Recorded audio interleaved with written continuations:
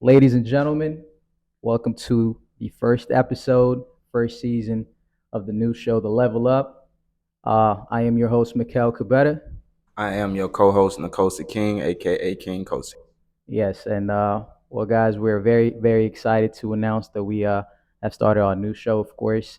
And today we have a very special guest on our show, someone that's building a luxury brand, a watch brand here in the heart in the city of Atlanta. A young black entrepreneur, I would like to call a good friend of mine, a brother, I would say. And we'll go ahead and introduce him today, man. Dagem Adane, go ahead and tell these people who you are and a little bit about yourself, and we'll get warmed up. Yep. First and foremost, thank you all for having me here. Of course. Being the Pleasure is first ours. guest, first of Welcome many. back. You know what I'm saying? Yeah. Thank you guys. So my name is Dagem Adane. I am the founder of Adane Legacy, and at Adane Legacy, we make premium watches, and our mission is to cultivate the importance of legacy. I love that, man. Dagem, tell us a little bit about yourself, where you come from, a little bit about your background as far as like where you were raised, um, and it's also like how long you've been here in Atlanta. Sure. So I was originally born in Ethiopia. Moved when I was about 4 years old to Seattle, Washington, Mm. and then grew up in Seattle. Majority of my life. Moved around for work, several states, different cities. But I moved here to Atlanta. It's gonna be 6 years in June. So been That's here for a quite some little time. bit. Yeah. Um, I met you about. It's been 3 years since I met you. So you moved back in what? I moved in 2017. That's when I came here. 2017. Yeah. I met you 2019, or I'd say 2020, right before the pandemic. Um, Now, before we get into your watch brand and kind of get to know about what you're building on the other end, tell us a bit about, as far as your background culturally. You're Sure. Ethiopian. Yep. A bit about your family, how they came here, how you got Yeah. here.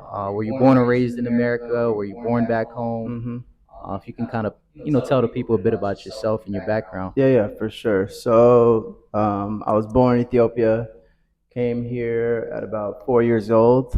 My father, he filed for asylum and he got us out of Ethiopia to the States. I had, my aunts and uncle in Seattle, Washington, and after my father came, settled down, got us a home or, found a home for us to stay in. Right. And then we all came in. And when I say we, there's four sisters, my mom, and my older brother. That's So awesome. yeah, we all came here in '96, and 96. yeah, grew up in Seattle majority of my life, and went to school there, college, and then after college I left to this IT program Mm. in Cali, and then got a job in Connecticut. So I went all the way across the nation to Hartford, Connecticut, Right. and was working there for about 2 years. Came back to Seattle, Washington, and then was just really just sleeping on my sister's couch for a little bit, and then looking for work, and then the opportunity came, and I got the opportunity here to come to Atlanta. I figured it would be like a 18-month contract, but I ended up falling in love with the city, and I ended up staying here. Atlanta will do that to you. Yeah, you already know. Absolutely. So I know you came over here on a contract, man. Yeah. Explain to us what it was, what that contract was, and what it is that brought you to Atlanta. Yeah, for sure. So I when I was in college, I was studying management information systems. So Mhm. that's kind of like the IT but business side. So it's not. I mean, there's like you can be doing coding, you can do all that, but that's not what I do. I'm more of like the middleman between the tech side and the business. So you'll have your developers, you'll have your software engineers who are very technical, but they might not have those people skills or those social skills to articulate what they want or what they need. And so they have somebody, like me, who'll be in the middle that can speak a little tech, but also understand the business side. Mm. and the requests and the needs. You might have like an application that needs to be developed, Right. and it's being requested from the business, and I'll come in, understand what the need is, and then relay that message, to the developers. Whether that's through technical, Hmm. documents, or just having visual representation of what the application needs to look like to be built. Mm. So that's really, the role that I had in IT, or I still have, and it's the formal name is product manager. There's business analyst, Right. product owner. So yeah. Mm. Uh, what would be the difference between a project manager? Because I'm trying to figure out because I've heard Scrum Master, Yeah, right? yeah. Is that similar in position, or like what are the differences? I guess you could say between a project manager and a Scrum Master. So that's a good question. So your project manager is the one that oversees the entire project, make sure you guys are meeting the deadlines, make sure that you guys are in compliance, as well as Mm. understanding that you're meeting the goals and having everybody understand what the scope of the project is. Yeah. They're really just managing and making sure that they're meeting the deadline and that they're delivering something. Mm. And they're also managing the team members. So that's like the project manager role. Gotcha.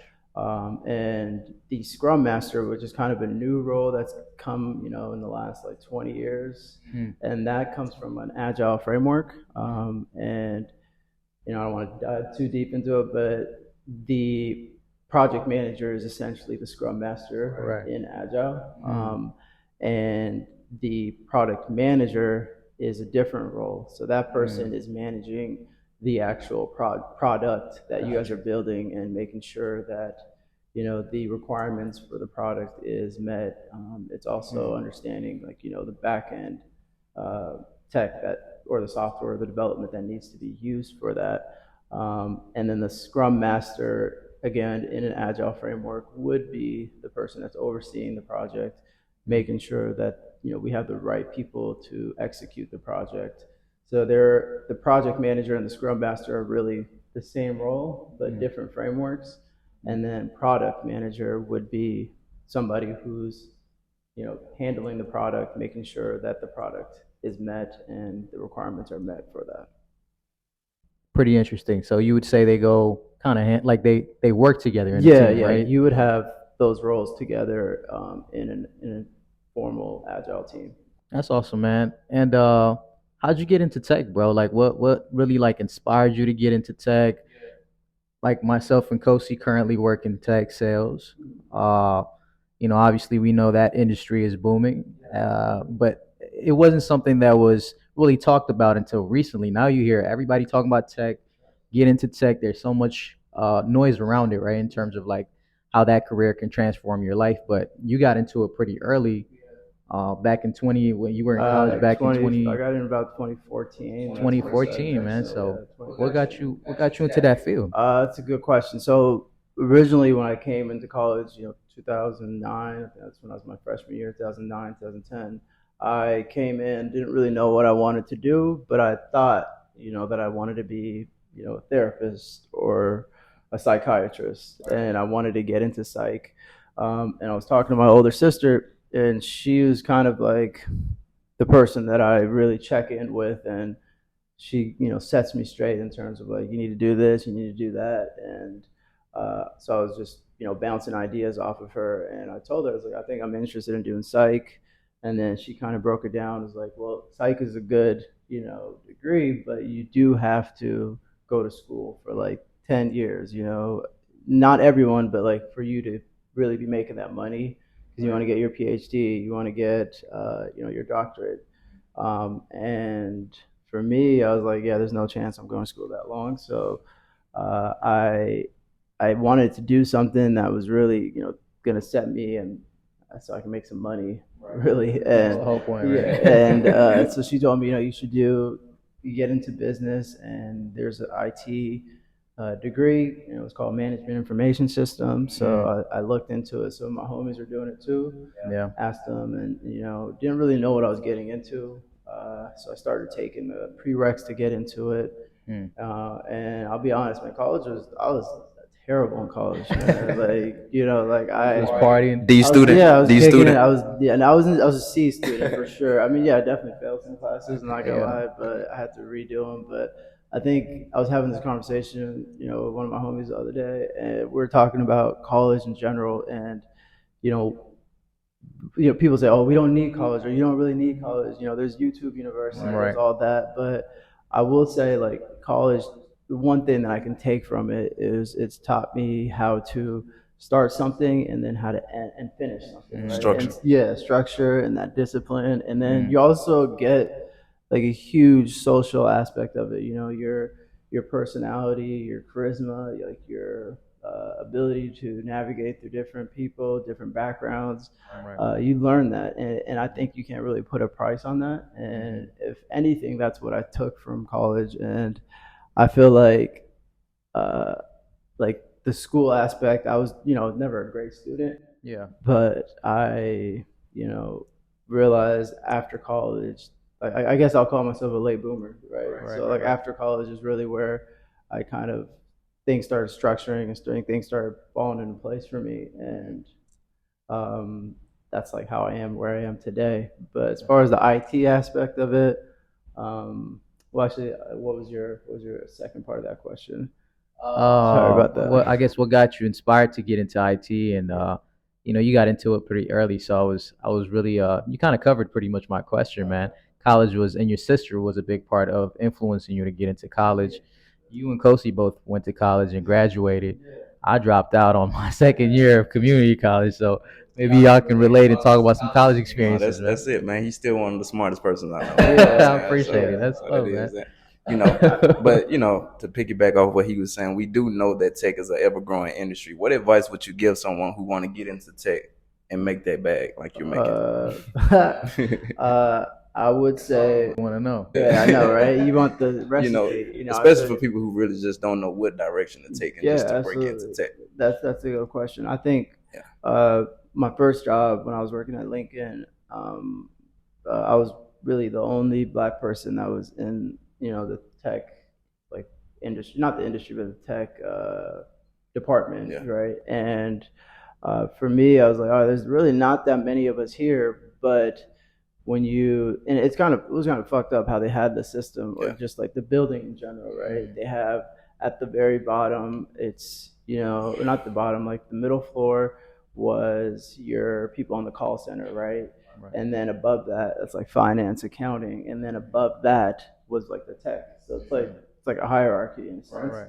Right. And I would go to like the call center sometimes because some of my homies were there, and that's where they're working. And a lot of them are black, right? A lot of them are black, African, but they, some of them had MBAs, right? And they're over here working, in the call center. And for me, I was like, you're more than qualified to come into tech, do what I'm doing. Right. This isn't, rocket science, but they just didn't have the resources. So I think for people that want to get into tech and want to actually transition, I would say, one, like write down like what you're good at, right? Or write down in terms of like what you like. Do you like communicating with people? Do you like solving problems? Do you like planning? Do you see yourself as a facilitator, right? And then once you understand like what you want to do, there are positions that you can transition into. Like there's teachers who transition into my role as a product manager or a business analyst, and I think we get really hell bent on the idea of tech, and we think of, okay, tech is coding or tech is so technical that I can't do it, right? But I promise you, I haven't coded in the last 8, 9 years of my career. So there's positions for you. There's a lot of money in it, and there's a lot of room for you to grow. So don't like hold yourself back in the sense that you're not qualified or that you can't do it or that you need 50 million certifications. And I think it's just figuring out what you want to do and then also reaching out to people in your own company that you feel comfortable with that might have the position that you essentially want to look for, right? And you can go shadow them. And there's just a lot of resources out there, but it's not really made for us or clear for us. So I Right. think that was kind of my goal when I was working, because I saw a lot of my friends, they weren't working in tech, or they just weren't really making enough. Hmm. So I try to do, everything in my power to bring them up with me and help them. And most of them now, they work in tech. That's Yeah. awesome. So yeah. So you know how to code and everything as well. I know how to do like SQL, Yeah. like My I'm CQL. SQL, Yeah. yeah. So I'm not your coder. I would Yeah. not by any means. I'm not a coder. So did you not need to know how to code in order to do your job that you do today? No, no, no, Yeah. no, no. I Okay. did not. No, no, no. I needed to understand the framework. I needed to understand Right. what the job is. Mhm. But like in lame terms, like this is really what the role is, and this as a business analyst, right? Let's say you go to a restaurant, right? Right. And let's say you are the waiter, right? You come in, there's a guest of people. These guests, sit down, you ask them, you give them the menu, you say, hey, what do you guys want to eat, right? Right. They're giving you, their order essentially. Somebody might say, I want steak, medium rare, salt on the side. You're writing Mhm. all that down, right? Right. As a business analyst, that's essentially what you're doing as well, or a product manager. So you're meeting with the business or your stakeholders, and they're telling you, what application they want, right? They might say, we want to create a portal, and on the login, we want to have, a reset password button, and if they click that button, they need to put their email to, Yeah, Reset the exactly. verify password. that. Yeah, all that. Mm. So like the waiter is getting all that information, and once they're done, they read that back to them and say, they clarify, and they need to get their sign off to make sure that they have the right order. The Right. business analyst does the same thing. Once they Right. get all the requirements for an application or something that they're developing, they would write it, they'll read it back out, and then they say, yes, this is it. Or they might say, nah, like I don't want it medium rare, I want it, rare, right? Right. So once they, understand exactly what they want and they get the sign off, that waiter will then take the order and they'll take it to the back, right? And who's creating the food? Chef. Chef. Your chef would be the software developer, Right. right? So they're taking, essentially like my requirements that I got from the business, and they're starting to make the food, or they're Right. starting to code. Right. And then from there, you might have somebody that is sometimes test the food, right? Right. To make sure it's not too cold or it's not too hot, and that's your like quality analyst. QA. Exactly. Yeah. So then from there, they bring back the food, Mm. and then they say, hey, how do you like it? Blah blah blah. And that's essentially the role of a business analyst in Right. lame terms. But I'm telling you, like a waiter can do that too. Yeah. You feel me? Yeah. It's not like it's Not rocket as science, unique. It's man. not. Yeah. I'm simplifying it. There's other Right. things that you would need to know, but Right. like I think if you believe in yourself and you understand, like a lot of this is just politics. Yeah. So that's kind of the barrier that they put in front of black people, Mhm. and when they do that, I feel like it steers us away and Right. it makes us feel like we're not competent, but we're more than qualified. That's a great point you bring Humans up. are the first computers, man. That's it. Yeah, absolutely, man. That is a great point that you bring up, though. Like trying to steer us away, and I think we've been definitely kept away from this industry and this life changing, in a sense, career, right? For a lot of black people, man, a lot of us didn't grow up wanting to get into tech. A lot of things get pushed to us, which is music, entertainment, doing other things, but tech is something that we always felt like was far fetched. But and I love that analogy that you gave with the restaurant. I gotta say, I'm quite hungry now. Yeah, I got a question, man. So me and him hopped into tech maybe about a year ago. Yeah. And I know early on we wasn't with a traditional tech company, but when we transitioned to tech, Yeah. man, it changed our outlook completely and just Right. being efficient and Right.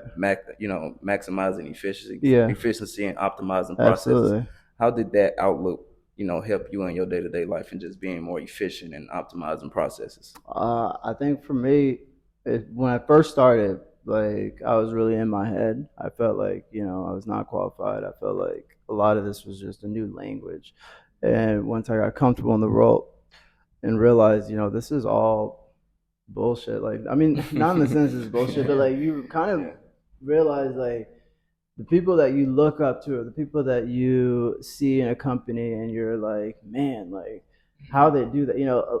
It's a lot of people who just have hella confidence Right. and they have a mouthpiece. Right. But we kind of get that feeling of like we don't belong here. We're not this or we're not that. But I think over time, the more you do something, you gain confidence in it. And as far as like efficiency in terms of like my day to day life, I learn a lot, and that helped me in my business. We are in a agile environment at work, which is minimizing waste or minimizing waste, effort, and trying to make things more efficient.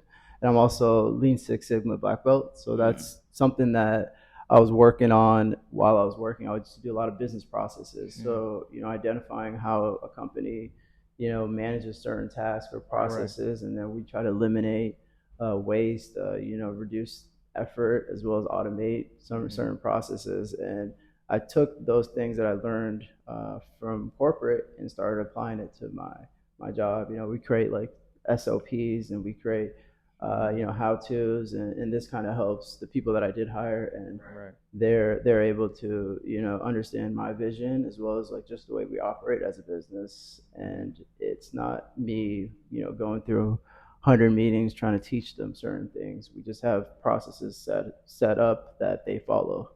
Yeah. And I think that's the great thing that we can learn even working in corporate Yeah, for environments. Like sure. for a lot of people who have entrepreneurship or entrepreneurial like aspirations, a lot of people, kind of veer off from working for other people. There's Yeah. a new, there's the thing where it's the stigma these days: work for yourself and don't work for these corporate companies. But I could truly tell you that my experience working in sales, working for so many different companies, working in different corporate environments has allowed me to understand Yeah, business and gave absolutely. me a better perspective and skill to build on. And now that I'm pursuing also an entrepreneurial, ventures on the side that Yeah. I'm doing, it allowed me to look at things differently, and taught me how to build a company essentially, right? From beginning to, like you said, from starting a product to finishing the product Absolutely. or establishing Yeah. positions in your company, the marketing side of things, the dictating the roles to people and how to network, how to work with other people, how to work in team environments. You can learn a lot from working in corporate. So Yeah. for a lot of people who do have entrepreneurial, Yeah. aspirations, I do encourage them to at least have experience, especially if you're really young. Yeah. Um, Don't knock it. I don't mean, knock it. Yeah. there's good that comes from corporate. I mean, outside of like the politics, the bullshit, and all that, there's things that you can pick up and learn. I mean, and I feel like people sometimes, they shit on it and they say, I'm never gonna do a 9 to 5. That's Right. not, but I'm like, well, that 9 to 5 can fund your business, right? That it Exactly. could, help you understand how business is even done, right? Exactly. And I'm not saying it's the only way, but I feel like 9 to 5 has helped me a lot in terms of Exactly. work ethic, Right. in terms And it of, helps you stay organized yeah, too. it helps you stay Very organized. true. You understand like how to use certain systems that you can, take and leverage for your company. Yeah. And even there's programs that 9 to 5s have that help entrepreneurs, and Exactly. you can apply for funding. Get Yeah. all. So there's a lot of good, Hmm. but I think follow your dream, of course, but you can leverage and use their money to make more Right. money. It's a marathon, man, not a sprint, right? I guess we can segue from this conversation into now, you obviously building a watch brand, and that's your entrepreneurial venture right there. Tell us a bit about your watch brand, what it means, how you came up with the idea, the origination. For sure. If you can fill us in on that. Yeah, absolutely. So originally, I wanted to do something in terms of business. I wanted to be an entrepreneur, and it's not till I moved to Atlanta and met so many black people that were in business, that were running their own business, that just had shit going on, that the idea actually turned into like real life, and I was able to actually act upon it. But as far as like a watch company, I've always been like a watch fanatic. I love watches, but I never really seen something that was not just for black people, but for Africans, right? And me being an Afro diaspora as well as first generation immigrant, I know and understand the struggles that a lot of my brothers and sisters they deal with, all day till this day, right? And I wanted to also really build a brand that would pay homage to my father. So, like as a kid, I would always go into my dad's room, and try on one of his watches. And there was some type of connection that I had with him while I did that. Every kid, their dad is like their hero, right? Um, and I think that kind of sparked the idea, like when I actually had, the time and be like, okay, I wanted to create a watch company. And then I named it Adane Legacy. And it also was opportunity for me to continue my father's legacy while building my own, and also helping a whole community of Afro diasporas, African Americans, uh, build their own legacy and cultivate their own path. And I think that's really what really sparked and kept me motivated to keep going. That's awesome, man. You speak about your dad. Yeah. Obviously, your watch brand is named after your father as well. Um, I would say you and Kosi can relate a lot, man, when it comes to fatherhood and you know having a loss in your family as far as your father, and which is a very significant influence in your life. How did you deal with that loss as at a young age, and how would you kind of, I guess, encourage other people who have dealt with such loss to kind of get over that type of pain in their life? I think you never really get over it. You just learn to kind of manage, cope, and just deal with it. But I think for me, at a young age, I'm like now, I'm 31. I'm discovering and understanding things about myself due to the loss of my father, right? And I think for a kid who looked up to their father, when that's stripped away from you, or you're robbed of that, all those opportunities to learn how to be a man, you at first it's just sad, right? You're just going through, you're just, you're sad, you're confused, you're mad. And then you get older, and, especially in our community, mental health and all that is never talked about. It's not something that we do. It's just, we mourn for a while, especially, in the African community. And after that, you keep pushing. And I think for me, I had, a tight knit family, and I have a big family. So they were really like my backbone. But as I got older, I noticed certain things like commitment, issues there, relationships, or like things that I really didn't understand, but I just thought, this is how I am. But going through therapy, and actually going back now and really trying to unravel those things, and peel the onion, and understand why certain things trigger me, or certain things impact me. And it's childhood trauma is really really big. And I think one of the things that my therapist was saying that really stuck with me was every single thing you deal with as an adult, it can be traced back to your childhood, right? And it's like your early childhood, and sometimes we just don't remember, but something happened to you, or something didn't happen for you, and that could cause that trauma, that confusion, and certain attachment styles that we might have. That's all really because of our childhood. And for us to grow and never deal with it, it's not just a problem for yourself, but it's a problem for the people around you.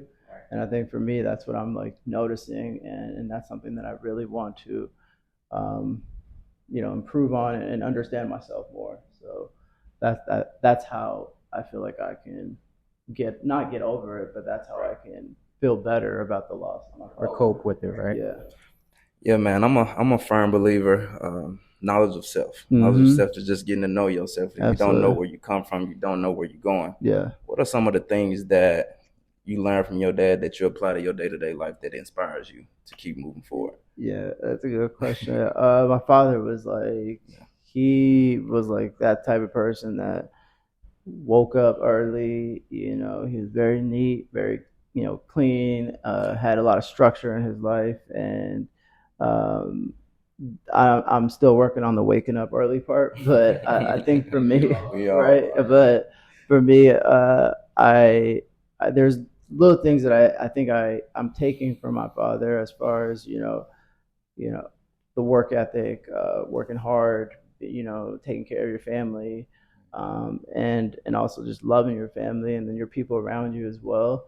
My father was that type of person that a lot of people came to him and asked for advice, or a lot of people looked up to him. And these are my uncles, my cousins, and I feel like those like leadership skills is what I'm starting to see in myself now. And I'm not fully there, but I'm definitely willing to seize that and understand that about myself, and take on that challenge of being a leader in my community and in my tribe as my friends and my family.